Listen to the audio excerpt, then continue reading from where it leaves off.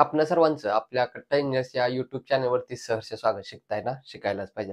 आज आपण या व्हिडिओमध्ये स्वामी या सब्जेक्ट मधील simple stresses strain and elastic constant या चॅप्टर मधील type 2 numerical based on shear stress and punching shear यावरील न्यूमेरिकल नंबर 2 पाहणार आहोत. A force of 50 kilonewton is required to punch a circular hole of 20 mm diameter in a metal plate having 3.5 mm thickness. म्हणजेच काय, एक 3.5 mm थिकनेसची एक आपल्याला plate दिली आहे आणि त्या प्लेटला एक सर्क्युलर होल पाडण्यासाठी आपल्याला किती दिलंय, पंचिंग जो काही रॉड आहे त्याचा डायमीटर आपल्याला काय दिलंय, त्यांनी 20 mm डायमीटर दिलेला आहे आणि त्या प्लेटला पंच करण्यासाठी जो काही फोर्स लागतोय तो आपल्याला 50 किलोन्यूटन त्यांनी दिलेला आहे.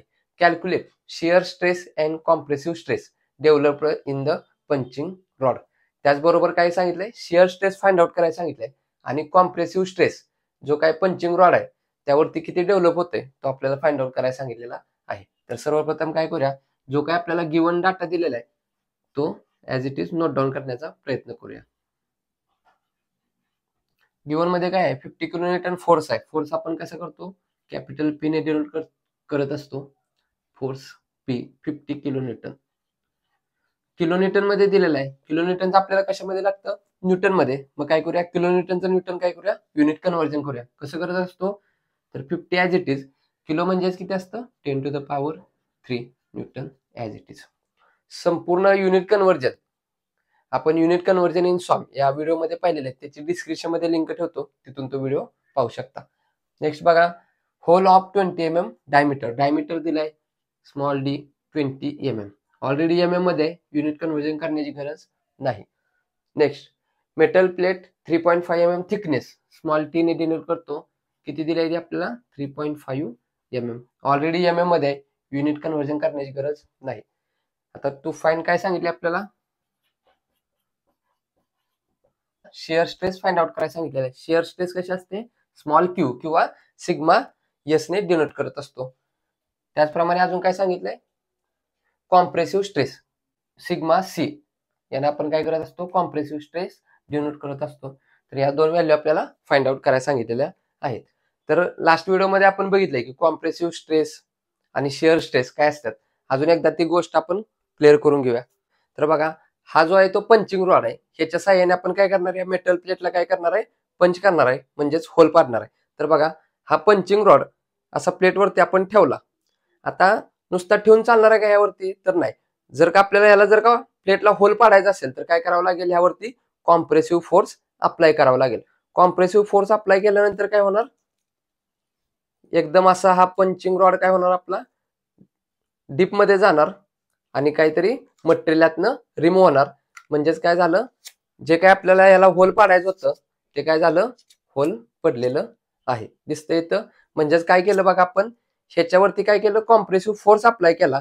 कॉम्प्रेसिव्ह फोर्स अप्लाय केल्यानंतर काय झालं, या मेटलला होल पडलं. म्हणजेच जे काय आपलं पंचिंग रॉड आहे त्यावरती काय असतो, कॉम्प्रेसिव्ह स्ट्रेस डेव्हलप होत असतो. आणि हा पी काय केला, आपण या रॉडवरती अप्लाय केला. परंतु ज्यावेळी या मेटल प्लेटवरती टच होतो त्यावेळी हा पी काय होणार आहे, इथं संपूर्ण ठिकाणी काय होणार आहे, शेअर होणार आहे. म्हणून काय होणार, ह्या मेटल प्लेटवरती काय असणार आहे, शिअर स्ट्रेस डेव्हलप होणार आहे. म्हणजेच फायनली काय झालं, जो काय आपला पंचिंग रॉड आहे त्यावरती काय असणार आहे, कॉम्प्रेसिव्ह स्ट्रेस जनरेट होणार आणि जे काय आपल्याला प्लेट दिलेलं आहे त्याच्यावरती काय होणार, शेअरिंग स्ट्रेस जनरेट होणार आहे. मग आता बघा, जर का आपल्याला स्ट्रेससाठी फॉर्म्युला माहित आहे, स्ट्रेसचा फॉर्म्युला काय असतो, फोर्स डिवायडेड बाय ए. जेवढा आपण याच्यावरती फोर्स अप्लाय केला तेवढ्याच याच्यावरती सुद्धा फोर्स अप्लाय होणार आहे. म्हणजे दोन्ही केसमध्ये काय असणार आहे, फोर्स हा सेम असणार आहे. विषय राहतो एरियाचा. तर याच्यासाठी एरिया कसा काढणार, हा जर का पंचिंग रॉड आपला सर्क्युलर इन क्रॉस सेक्शन असेल तर आपण काय करतो, पाय D square divided by 4 area काढत असतो. आता जो काही यातनं मटेरियल कट झालाय तो कसा असणार आहे, सर्क्युलर इन क्रॉस सेक्शनल असणार आहे. त्याचबरोबर याला काहीतरी थिकनेस असणार आहे. मग याचा एरिया आपण कसा काढत असतो, पाय डी इंटू टी. इथं आपण दोन्ही फॉर्म्युले लिहिलेले आहेत. कॉम्प्रेसिव्ह स्ट्रेस साठी पी बाय ए, शिअर स्ट्रेस साठी पी बाय ए.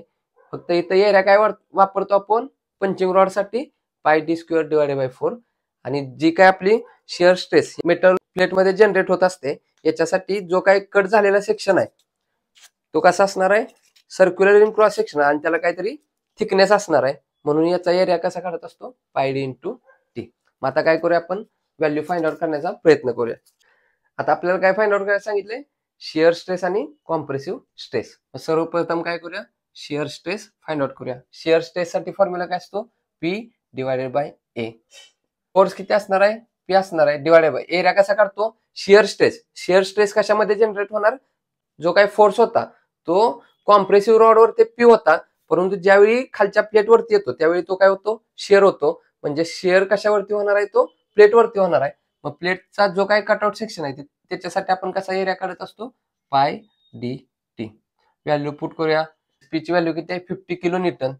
किलो न्यूटनचं न्यूटन कसं करतो, इंटू 10⁻³ डिवायडेड बाय पाय ॲज इट इज. डायमीटर किती दिलं त्यांनी, 20 mm दिलेला आहे, इंटू थिकनेस किती दिले आहे, 3.5 mm. दोन्ही पण व्हॅल्यू mm मध्ये असल्यामुळे युनिट कन्व्हर्जन करण्याची गरज नाही. फायनल आन्सर आपलं शिअर स्ट्रेस किती येणार, फर्स्ट ब्रॅकेट मध्ये 50 into 10⁻³ bracket complete divided by second bracket मध्ये शिफ्ट धरून EXP दाबल्यानंतर pi into 20 into 3.5 bracket complete is equal to, इथे आन्सर आला आपलं शिअर स्ट्रेस 227.364. शिअर स्ट्रेसचा युनिट काय असतं, newton per mm square. Next आपल्याला काय फाइंड आउट करायला सांगितले, कॉम्प्रेसिव्ह स्ट्रेस. कॉम्प्रेसिव्ह स्ट्रेस आपण कशी डिनोट करतो, सिग्मा सी. त्यासाठी फॉर्म्युला काय असतो, P divided by A. Force दोन्हीला सेम असणार आहे, फक्त एरिया काय होणार आहे, चेंज होणार आहे. P as it is. Area कसा काढत असतो, कॉम्प्रेसिव्ह स्ट्रेस कशामध्ये जनरेट होणार, तर जो काही पंचिंग रॉड आहे त्यामध्ये काय होणार आहे, कॉम्प्रेसिव्ह स्ट्रेस जनरेट होणार आहे. आणि पंचिंग रॉडचा क्रॉस सेक्शनल कसा असतोय, सर्क्युलर, म्हणून एरिया कसा काढतो आपण, पाय D square divided by 4. Value put करूया. पी किती दिलेलं आहे आपल्याला, 50 किलो न्यूटन. किलो न्यूटनचं न्यूटन कसं करतो, इंटू 10⁻³ डिवायडेड बाय पाय ॲज इट इज ब्रॅकेटमध्ये लिहूया, इंटू डायमीटर किती दिला, 20 mm. ऑलरेडी mm मध्ये असल्यामुळे युनिट कन्व्हर्जन करण्याची गरज नाही, त्याचा square divided by 4. Value put करूया.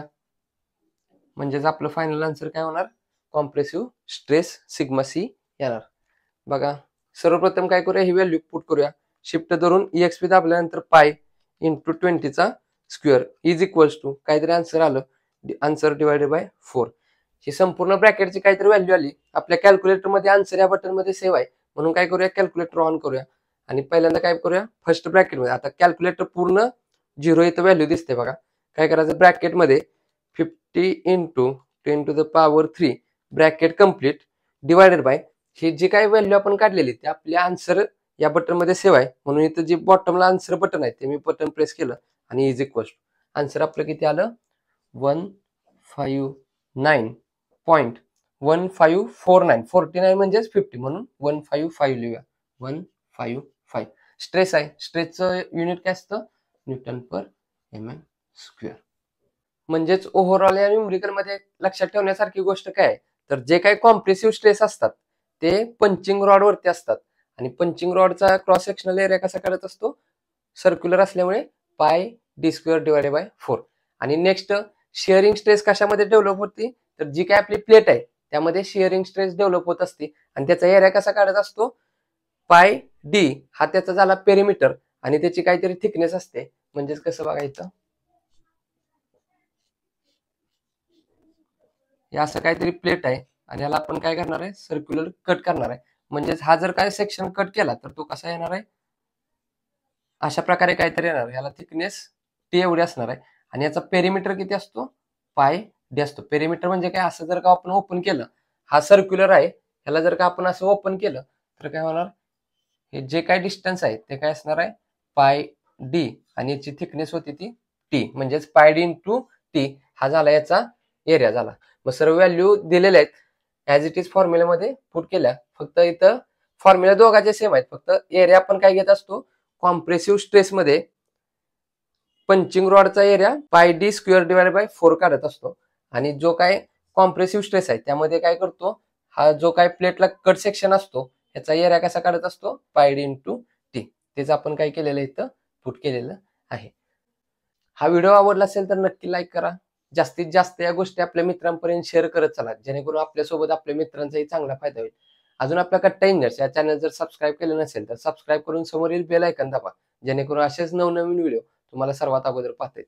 या व्हिडिओच्या रिलेटेड जर तुम्हाला काही डाऊट्स असतील तर तुम्ही कमेंटद्वारे कळवा. तर पुन्हा भेटू यातीलच न्यूमरिकल नंबर 3 घेऊन. तोपर्यंत आपल्यासोबत आपल्यांची काळजी घ्या. धन्यवाद.